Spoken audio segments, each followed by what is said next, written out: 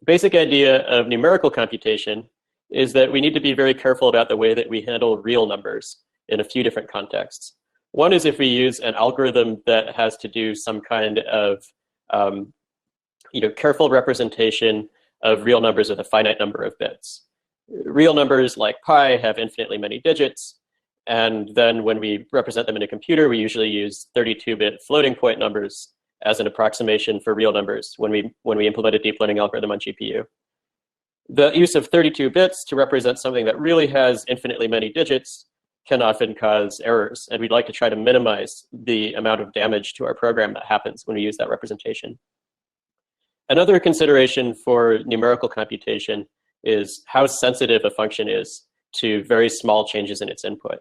This comes up even if we were able to theoretically use real numbers without having to represent them in 32 bits. When we do things like optimize a function, if that function is very sensitive to little tiny changes in the input, it becomes a lot harder to search for the inputs that minimize that function, because little tiny changes in our search can strongly influence the outcome of the search.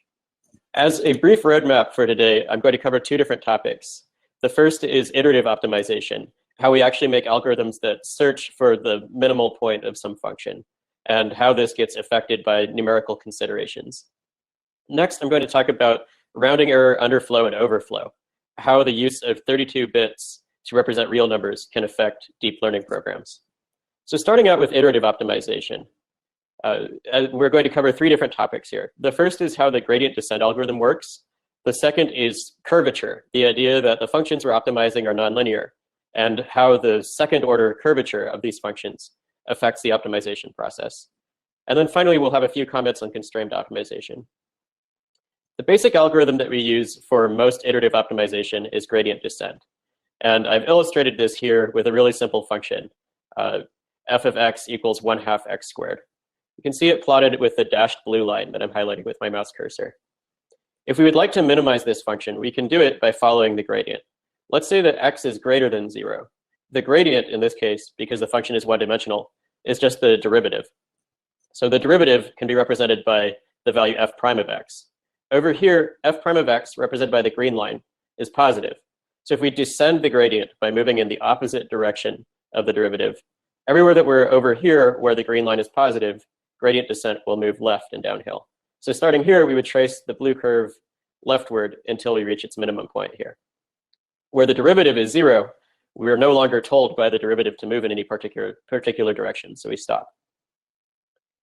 If we started over here on the left side, over here the derivative is negative, and we move in opposite the direction of the derivative, so we would actually apply positive updates to our input x, and we move rightward along the function x squared until we reach the minimum and stop where the derivative is equal to 0. I've described gradient descent basically in terms of this idea that we move downhill until we find a point where the derivative is 0. In the example of f of x equals 1/2 x squared, there was only one point like that. In reality, there might be a lot of different points that have 0 derivatives. Here I've drawn a function that's very squiggly and has several different local minima. Local minima are points that are smaller than in f of x value than all of the other points surrounding them, but they're not necessarily the lowest point overall. So here, if we look to the left or the right of this point, we go uphill a little bit. If you go further to the left, we can find much lower points.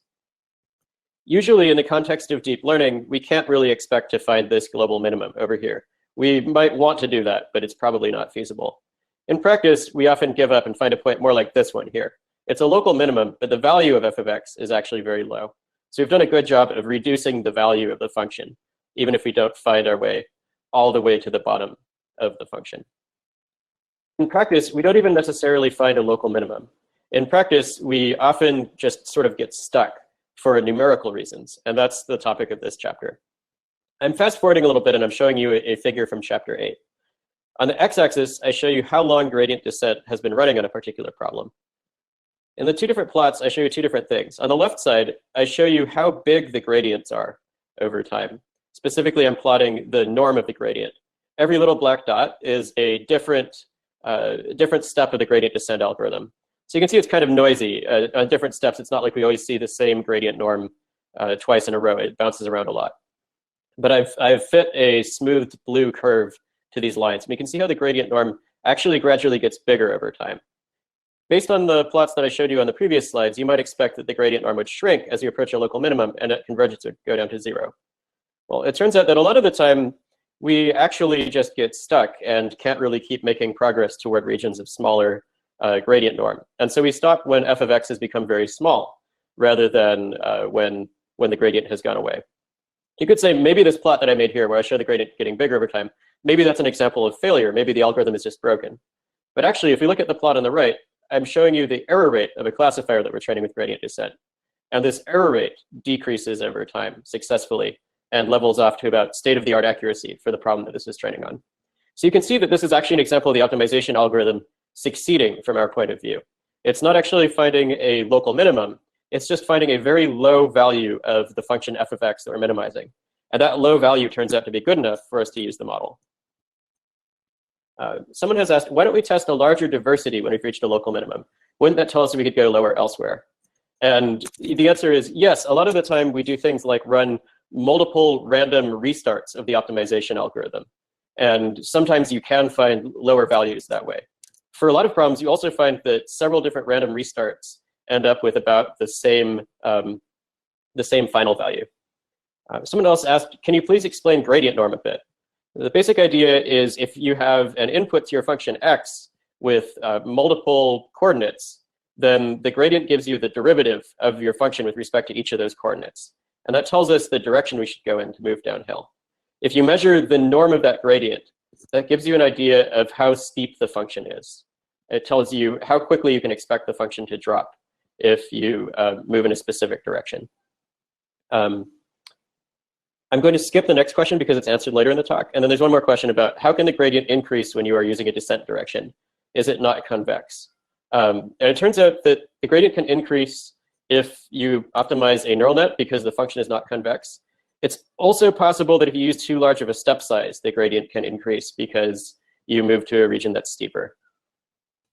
I think of the way that we optimize deep learning functions as more of a way of life than a strictly mathematical discipline right now. If you approach optimization from a really pure math point of view, you're usually looking to do something like find literally the smallest value of some function f of x. Or you might have some other formally defined criterion, like you're looking for a critical point of f of x, where the value is locally the smallest in some neighborhood. For deep learning, we usually have a more qualitative, pragmatic approach, where our goal is to just decrease the value of f of x a lot. And we aren't necessarily hoping to actually find even a local minimum. We just want to make the error rate go down until the error rate is low enough that our model can be used for some engineering application. Actually finding a critical point might be very difficult, and a lot of the critical points that we find may not be what we want. The next topic in our overview of iterative optimization is the effect of curvature on these optimization algorithms. We've mentioned that gradient descent, in theory, will approach a critical point where the gradient is equal to 0. Here I show you 3 different kinds of critical points in one dimension. There can be a minimum where the function curves upward around the critical point, and the critical point is thus lower in value than all of the surrounding points. There can also be a local maximum where the function curves downward, so the critical point is higher in value than all the surrounding points. Or you can have saddle points where you actually are at neither a minimum nor a maximum. Saddle points make a little bit more sense in 2 dimensions. You can think of it as there's one axis where the critical point is a local minimum, and another axis where the critical point is a local maximum. Local maxima are usually not much of a problem for optimization algorithms. The saddle points can be a problem for iterative optimization algorithms. There's one algorithm called Newton's method, where the basic strategy is to solve for a point where the gradient is equal to 0. If you're able to solve that problem algebraically, you can jump to a solution right away. Unfortunately, a solution in terms of Newton's method is not always actually a minimum. If you have a function that has saddle points in it, these are also places where the gradient is 0. But they are not really minima because they're maxima across some axes. So algorithms like Newton's method will accidentally teleport onto saddle points and get stuck. It turns out that for neural networks, there are a lot more saddle points than local minima. Fortunately, saddle points are not a big problem for gradient descent. Unless you initialize directly on the saddle point, gradient descent can escape the saddle point. If you look at Appendix C of a paper called Qualitatively Characterizing Neural Network Optimization Problems, I have some math there where I show why gradient descent is able to escape. We can characterize all of these different critical points by using curvature. As I said, a local minimum is where the function curves up around the point, and a local maximum is where it curves down. We can also think of this as a way of predicting how well gradient descent will perform. Gradient descent basically says, we're going to look at the slope of the function, and we're going to pretend that the function is linear nearby our current x value. And then we're going to move in a direction that will make our linear approximation go downhill. The amount of actual payoff that you get from that depends on how curved the function is. If your function is perfectly linear, if you make a linear approximation to the function, then it will just overlay the function exactly. So here you can see I've got this dashed green line overlaying the blue line. If we take a little step according to the direction of the derivative, we're going to decrease the function f of x by exactly the same amount that our linear function predicted. And that means that these iterative search algorithms, where we always just take little steps moving downhill, are going to work really well regardless of the size of step that we use. If we have negative curvature, where the function curves downward as we move away from the current point, then we're actually in a very nice situation where if we take a step that was predicted to reduce the dashed green linear function approximating f of x, we'll find that f of x actually decreases even more than our approximation predicted it to do. So if we can find directions of negative curvature, they're a good way to reduce the value of the function very quickly. Unfortunately, what happens a lot more often is we have directions of positive curvature. With directions of positive curvature, the function curves up relative to the linear function. So when you take small steps, we end up not nearly decreasing the function as much as we wanted to. And in fact, if we take too big of a step, we can accidentally increase the function value. We can overshoot the minimum in this direction and go back uphill. That's why we start looking at what's called the numerics of the function. We look at how much curvature there is to this function and see how it affects our ability to take large steps to search for the minimum value of the function. Someone asked, what was the name of the paper that I just told? You can actually see that in the slides. They're available at deeplearningbook.org. So far, I've shown you these one-dimensional examples of curvature, but in practice, x is an n-dimensional vector, and we need to understand how the curvature affects the function in many different directions. We can do that using the Hessian matrix. The Hessian matrix is a matrix containing all of the second derivatives. So if you look at row I and column j of the Hessian matrix, you'll find the derivative where first we take the derivative in with respect to xi, and next we take the derivative with respect to xj. It turns out that you can use the Hessian matrix to compute the second derivative in a particular direction, d. You can do that by computing d transpose hd, where d is a unit vector describing the direction where you would like to get the second derivative. And it turns out that there's actually some nice intuition for what second derivative you'll get. Hessian matrices are usually symmetric, assuming that different properties of the function are held. And a symmetric real-valued matrix has an eigendecomposition in terms of orthogonal eigenvectors and eigenvalues associated with each eigenvector. So you can write all of the eigenvectors in a matrix Q, and they become this orthogonal basis for the space that you're in. And then you have a diagonal matrix of eigenvalues. If we look back at some of the slides from chapter 2, we can see what happens when we multiply by a matrix that has particular eigenvectors and eigenvalues. If we start out with a bunch of points that are represented by this blue circle here, and we multiply each of these points by a matrix that has eigenvectors v1 and v2, we'll see that each of the points gets stretched away from the origin according to the eigenvalues of the matrix. So if you have a large lambda1 eigenvalue associated with v1, you'll actually stretch out the circle in this direction. Points will get pulled further out by a factor of lambda1. And then if you have a small eigenvalue associated with direction v2, points will get pulled inward. So you can see that these directions will be, when you multiply h by d, d will either get stretched or shrunk according to how big or small the eigenvalues of the Hessian are in that direction.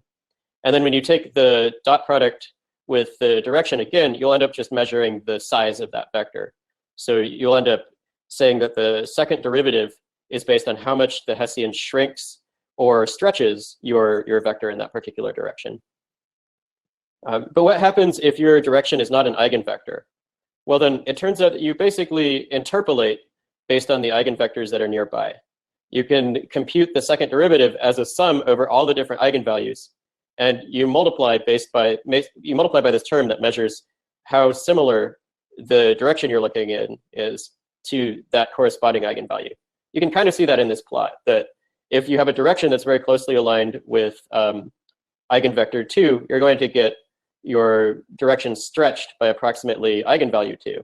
And then as you move towards eigenvalue 1, the amount that your direction gets stretched is going to scale gradually up to the amount of stretching that comes from eigenvalue 1. You're never going to stretch more than the maximum eigenvalue. You're never going to stretch less than the minimum eigenvalue. We can use these eigenvalues to figure out what the optimal step size is likely to be. So first off, if we have a direction of negative curvature, even a second order approximation would tell us that we can keep stepping forever. And that's probably not going to be true for a neural net because it's very nonlinear, it's not even really quadratic. It's likely to start going back uphill at some point for a large step size. The main place where the Hessian tells us a lot of information is if we look at the case of positive curvature. We know that if we start following the linear function downhill, we can decrease the value of the function. But if we step too far, we'll start to go back uphill. We don't want to step any further than this minimum point here. We can make a second order Taylor series approximation to the value that we'll get when we take a specific gradient step. We can say we're starting off at some point x naught, and we're taking a gradient descent step where we move by step size epsilon multiplied by a gradient g.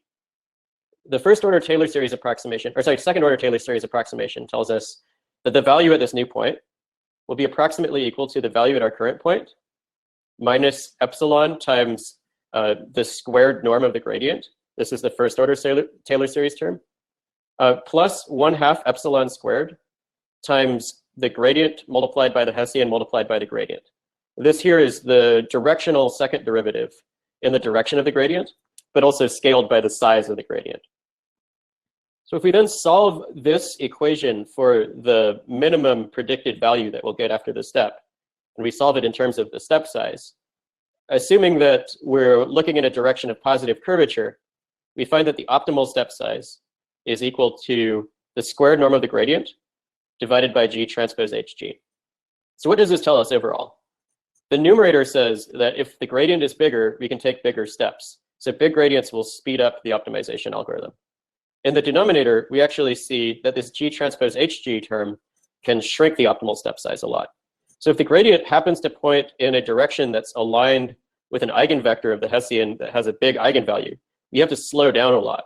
Otherwise, we'll overshoot the minimum and go back uphill. Overall, this shows us something about why when we actually run an iterative search in practice, we may not actually arrive at a critical point. Over time, we'd expect the gradient to get smaller and smaller, but we'll often also find for the kinds of optimization problems that come up with neural nets, we'll find that this G transpose HG term gets very big, and we're just not able to make very big steps anymore, even if the gradient remains large. We can measure this with something called the condition number. The condition number looks at the largest ratio we can find between two of our eigenvalues. If there's a very large eigenvalue and a very small eigenvalue, it means that when our gradient points in the direction of the large eigenvalue, we're forced to take very small steps. And we have to do that even if sometimes the gradient would point in the direction of a small eigenvalue, and it would be safe to take larger steps. Basically, if there's a wide range of eigenvalues, gradient descent has to miss out on a lot of the potential value that it could find on each step. It has to keep the step size small to avoid accidentally going uphill. You can see this with this contour plot. Here we're minimizing a quadratic function. Each of the black rings shows a set of points where the function is of equal value. So at the middle here, we've got a minimum of the function. Every time we see a ring on our way out, we're taking a step up in value of the function. And the red path is showing how gradient descent moves. Ideally, gradient descent would want to just point straight at the minimum and go straight there. Instead, we keep finding that the gradients tend to point kind of across this canyon. And so we keep going down the canyon wall, overshooting the bottom of the canyon, and coming to the other side of the canyon. So we go in this zigzagging fashion where we're always walking up or down a canyon wall instead of kind of flowing down along the bottom of the canyon. You can see this with neural networks. That same paper that I mentioned earlier includes this visualization of a little 3D representation of what happens in a neural net optimization problem with millions of parameters. We can see that toward the end of training, gradient descent, as represented by this blue path, is moving down this really tight canyon with the green 3D mesh. And so the gradient is actually still pretty large here, but the curvature is even larger. And the curvature makes it really hard to take large steps. Some things about this visualization are a little bit hard to understand because when you work with multiple dimensions and project them down to just a few dimensions, some things can be lost. So one thing that we can't see here is that this blue curve is actually zigzagging a lot, just like in the previous visualization. It's just that the way that we made this plot means that we can't actually see the other dimensions where it's zigzagging. But those zigzags are stopping it from moving a lot faster along the bottom of this canyon. The last topic that we'll cover for iterative optimization is the idea of constrained optimization. And I don't actually have a lot to say about this. I'm just going to very quickly mention a little bit about how it works. If you have constraints for a function, like if you have some values g that measure how much you deviate from exactly satisfying a constraint, or some values h that measure how far you are on the wrong side of some inequality, you can actually take your original function f of x and transform it into this new function called the Lagrangian function, where you penalize the function for violating those constraints. And you can then solve, instead of just a minimization problem, you can solve a min-max problem where you want to keep increasing the coefficients on those penalty terms until you satisfy the penalty terms. This will give you a solution to the constrained optimization problem, rather than just letting you search over all of space. In this book, we usually use this Lagrangian, or it's also called the KKT version, when you include both the exact and the inequality constraints. In this book, we mostly use this approach for solving problems in theory. Like if we want to show that the Gaussian is the probability distribution of the highest entropy, we can use some of these penalty terms to constrain that the function we're searching over is a probability distribution that's non-negative and sums to 1. In practice, if we actually want to write a program that we run where we use several iterations to search for a solution, there's a much easier thing you can do. Instead of having this min-max problem and Lagrange penalties and so on, you can just project x back to the nearest point that satisfies the constraints after each step. And that's a very practical, easy to implement way of solving these kinds of problems. Someone has asked, which data visualization did you use to plot the data points? And for that, you should read the paper. It's a visualization that came up specifically for that paper. It's not a standard technique. Someone else asked, what happens if we do not choose the direction where the gradient points, but select the direction where the step we can take is maximal? So yeah, you can actually look for directions where you intentionally seek out negative curvature and so on. It turns out to be difficult to do that in high-dimensional space. Someone asks, what gradient descent optimizers would you recommend? I would say usually atom or gradient descent with momentum are pretty good. And a lot of the time you should consider using gradient clipping.